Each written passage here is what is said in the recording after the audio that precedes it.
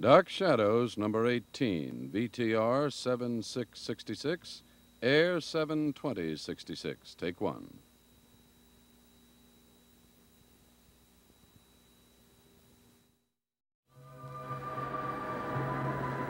My name is Victoria Winters. My past is still a mystery to me, but my future is bound to the great house on Widow's Hill.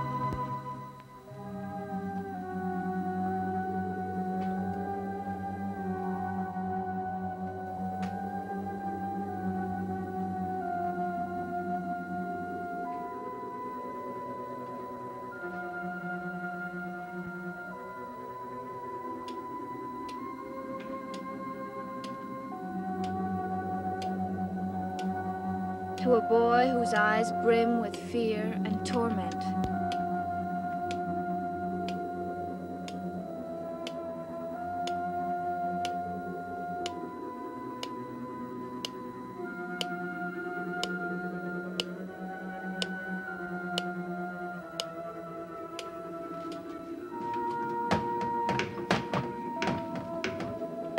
To the strange sounds and lonely echoes of a small room, filled with the memory of long dead years.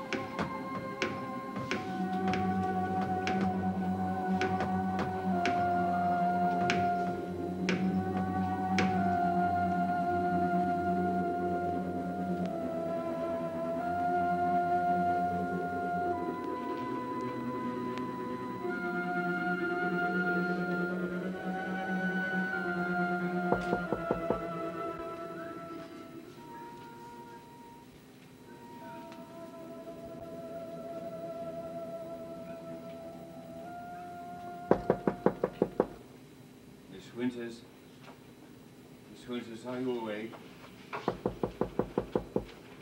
Miss Winters.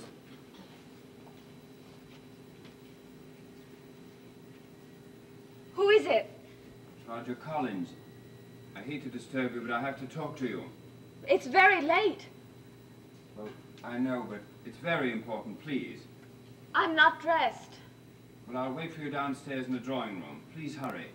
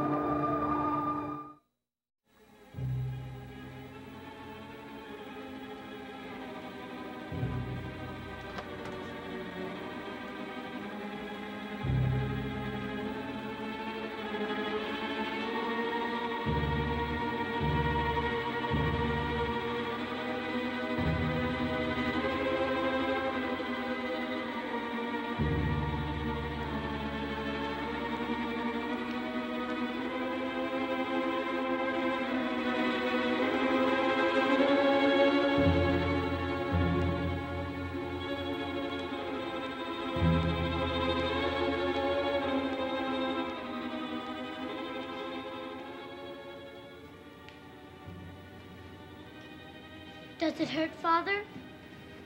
David, what are you doing up so late? I couldn't sleep. Worried about me, I suppose.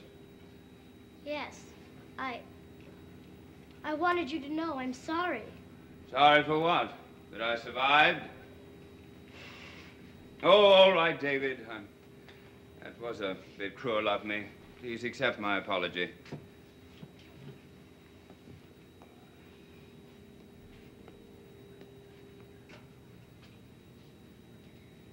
Does it hurt? Oh, a little. The arm especially. What happened? Is it broken? No, it's just a sprain. It'll be better in a day or two.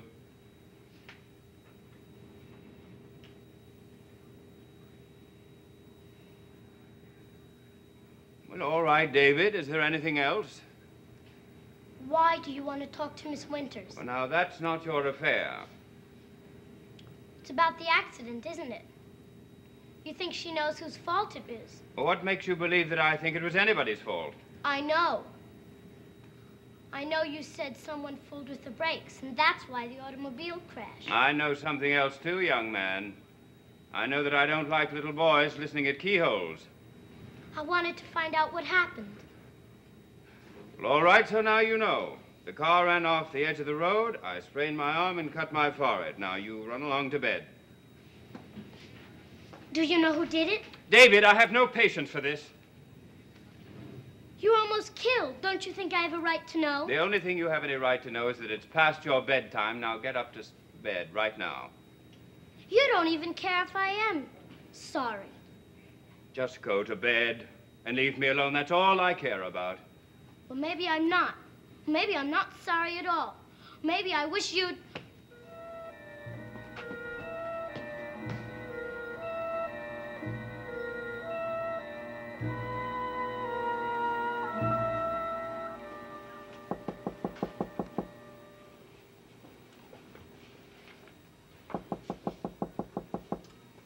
Mr. Collins, I told you I intended to come down as soon as I...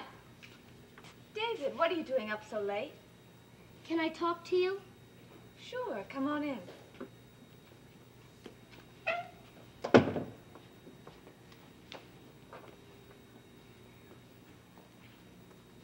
David, I don't have much time. Your father's waiting for me downstairs. I know. I just saw him. Well, he's all right, isn't he? Sure, he's all right. Then what's the matter? I tried to tell him I'm sorry, but he wouldn't listen. Is that all? He yelled at me and told me to go to bed. David, look at me. Your father was almost killed. I'm sure he must be very upset, just as you are. I wanted to apologize, that's all. But there's no reason for you to apologize. Believe me. I know what's bothering you. You told me you said you wished your father would die, and he almost did. Now you think it's your fault. It's not true. It's not my fault. And I had nothing to do with it. Then why are you so upset? You don't believe me, do you? Nobody believes me. David, no one's accusing you of anything. No one but yourself.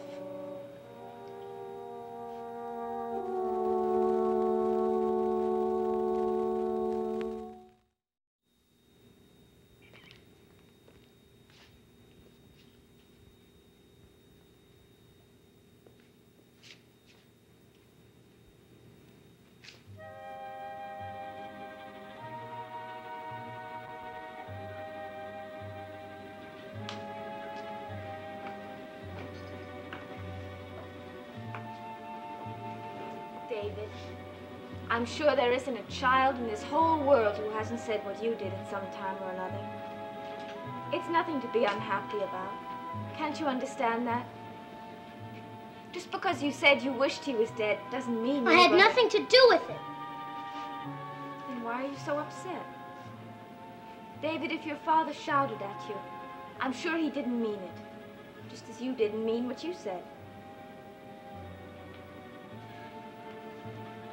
David, I think you better go to bed now.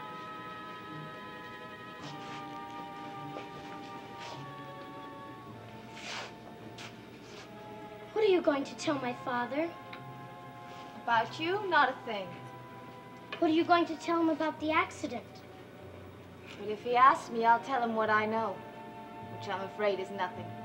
Now, go on.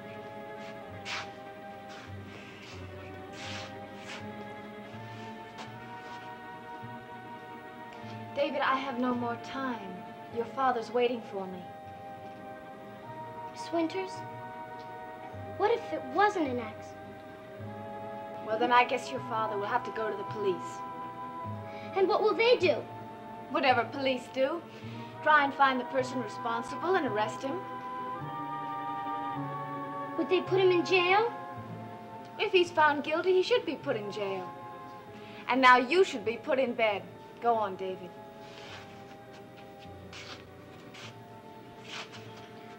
David, I have no more time. I just want to know one thing. If you knew who did it, would you tell? Now, that's a silly question. Of course I would. Even if it meant he'd have to go to jail? David, your father was almost killed. It's a terrible thing for anyone to do. He wants to send me away. Don't you think that's terrible? It's not true, David, and that has nothing to do with it. It's the same thing, sending someone away. That's all you can think about. You and my father. You're both the same.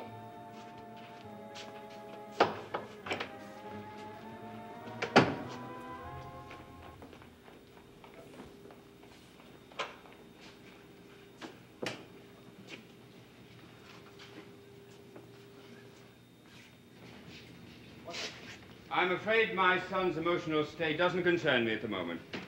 I know that may sound callous to you, but what does concern me is that a man wanted me to meet him in town, knowing that I had to use my car to get there. I drove my car earlier today, Miss Winters, and the brakes were in perfect condition. When I went to keep the appointment, they failed. Do you know why they failed? Yes, and I also know why and who caused them to fail. But knowing it and proving it are quite different. That's why I wanted to talk to you. How can I help? You said you saw Burke Devlin standing in my garage earlier in the evening. Yes. He was looking at the car, is that what you said? Yes, he told me he was thinking of buying one like it. He could scarcely have told you that he'd been tampering with my brakes, any more than he could tell me that his suggestion that I meet him in town was an invitation to an accident. Are you sure it was Devlin? If I wasn't sure, I wouldn't be bothering you like this. I know it's late, and I know you're very tired, but it's very important that you remember everything that happened when you saw Burke in the garage. Well, I went to the station wagon to get some timetables. I was told they were in the glove compartment. Yes. And I heard a car door slam. Are you sure it was a door? Well, I think so. Why? This is a sketch of a part that was removed from my car. Now, it's called a bleeder valve. Now, that doesn't mean anything except that Devlin lifted the hood of my car and removed this part from what they call the master brake cylinder. Well, I'm afraid I don't know enough about cars. All you have to know is that this part, without it, it would cause the brakes to not function in about 2 minutes. Now, about this sound that you heard, could it have been the hood slamming down instead of the door? I suppose so. Mr. Collins, would you need a special instrument to get that out of the car? Oh, a pair of pliers, that's all. Even a child could do it. A wrench? Yes, why? Well, when I went to the garage to see who it was, and I saw Mr. Devlin standing there, he was holding a wrench in his hand.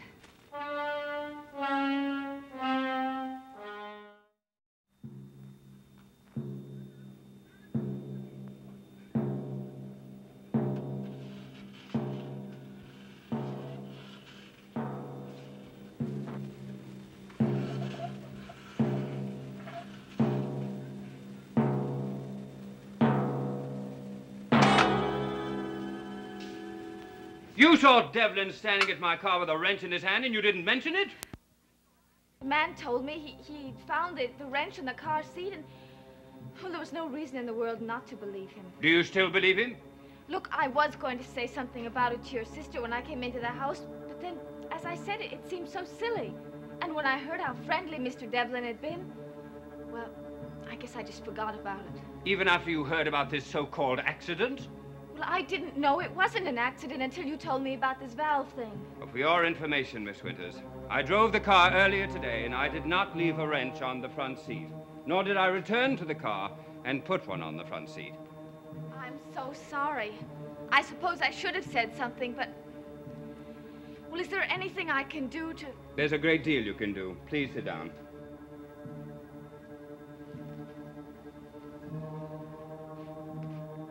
Now, in the first place, is there anything that you haven't mentioned other than this wrench?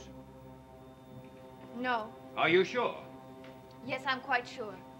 I heard the car door slam. Or the engine hood? Yes. And I went in the direction of the sound and I saw Devlin standing there. With the wrench? Yes. I told him I was looking for timetables. And well, then I asked him if you knew he was there, because I didn't know you'd patched up your quarrel then. Well, obviously we hadn't. What did he say to that? Well, he said that you didn't know, but that you wouldn't mind. And then he told me that he was looking at the car because he was thinking of buying one like it. Was he holding the wrench all this time? I don't... Wait a minute, I do remember. He threw it on a workbench. Yes, that's probably where he'd gotten it from. Now, about his hands. Were they dirty? I don't know. I don't remember. Well, now, this could be very important. Oh, I really don't remember. I didn't pay any attention to his hands. Did he seem upset? Was he concerned that you found him there? No, I remember that very well. He seemed very calm and pleasant. He wasn't concerned at all. Well, I see. Well, he's going to be concerned, very concerned. Don't go away, Miss Winters. Are you calling the police? I'm calling Burke's Hotel. Is Mr. Devlin there? Oh, he's not. All right, thank you. I'll call later. He's not there, but he will be soon. What are you going to do? I'm going to wait outside the hotel and wait for him to go in. And when he does, I'm going right up to his room and throw this whole thing right in his face. Wouldn't you be better off by getting the police? Oh, I intend to. But only after I have enjoyed seeing Burke and forcing him to tell me the truth. Now, you'd better get dressed. Me? What for? I don't want to give him the chance to deny that he ever had that wrench.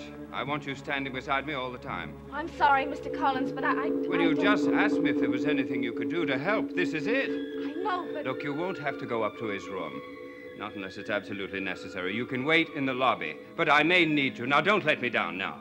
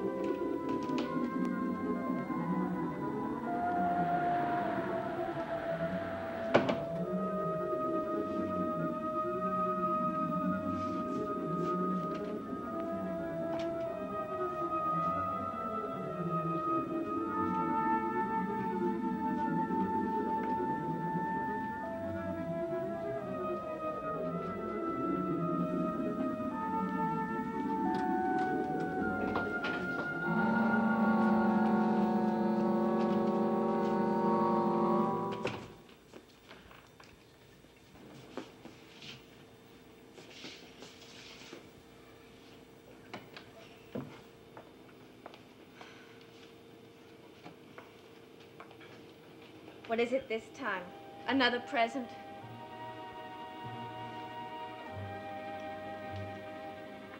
David, I don't want to have to lock my door every time I go out. You can lock it. I don't care. But I do. David, aren't we friends anymore? What did you tell my father? It has nothing to do with you. We talked about the accident. Nothing else. Is he going to call the police? I don't know, maybe. Why should that bother you? I just wanted to know, that's all. Why are you so worried? Why are you so upset? Where are you going? Into town with your father. David. To the police? Maybe. I don't know.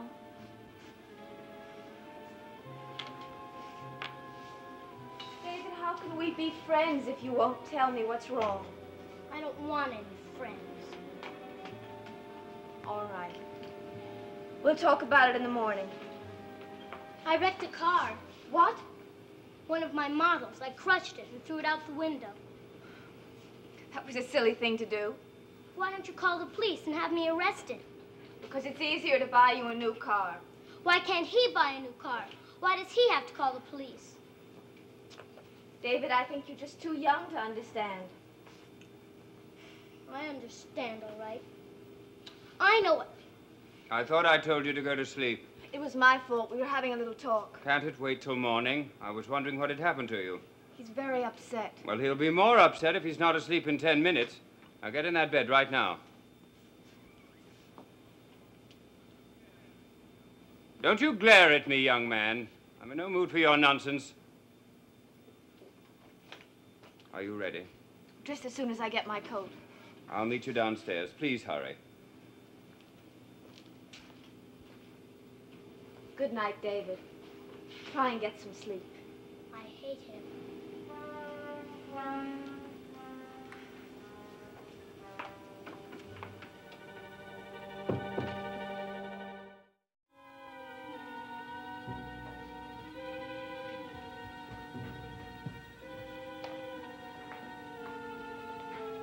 Well, is my son properly tucked in? I'm sorry I took so long, but I was very worried about him. Well, spare me the details. I'm only concerned about my own problems. Are you ready? I should think he'd be one of your problems, too. Not tonight. Tonight, I'm only interested in what happened to that car. And it doesn't involve David at all.